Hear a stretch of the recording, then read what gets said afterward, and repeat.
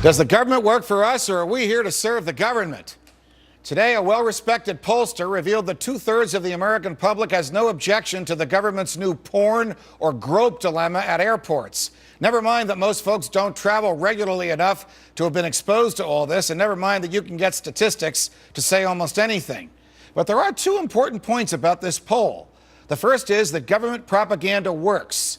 And the second is that your natural right to sovereignty over your body does not depend and does not need your neighbor's approval.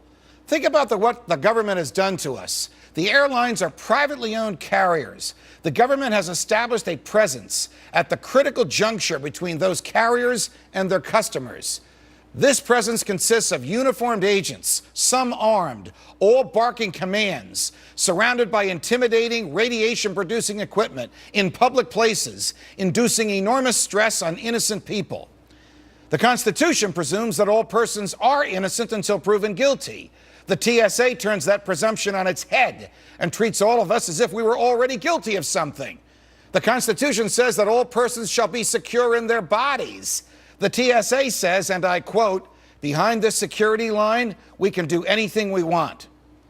America, what is happening here? The TSA has become the enemy of the American people. And the president, who has falsely claimed to believe in civil liberties, and who has a legal and moral obligation to uphold the Constitution, and who can stop this lawless abuse with a phone call, has done nothing to relieve the misery his agents have visited upon the rest of us.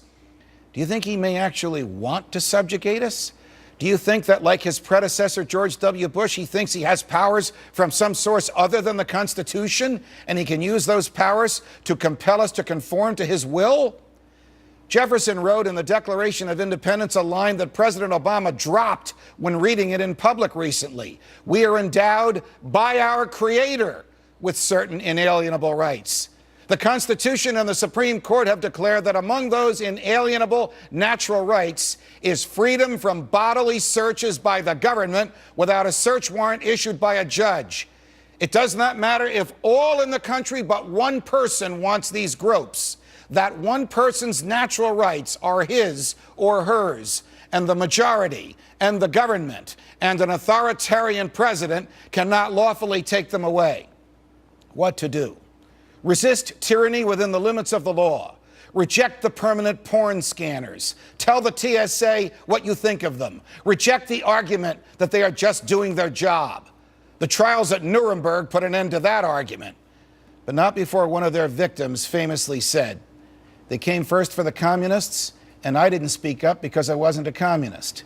Then they came for the trade unionists, and I didn't speak up because I wasn't a trade unionist. Then they came for the Jews, and I didn't speak up because I wasn't a Jew. Then they came for me, and by that time, there was no one left to speak up." America, liberty is rarely lost overnight. Rather, it goes slowly with the deluded sheep happy in their illusion of safety and the freedom fighters resisting all the way. If you fly this weekend, this Thanksgiving, be a freedom fighter. From New York, defending freedom every night of the week. Happy Thanksgiving, America.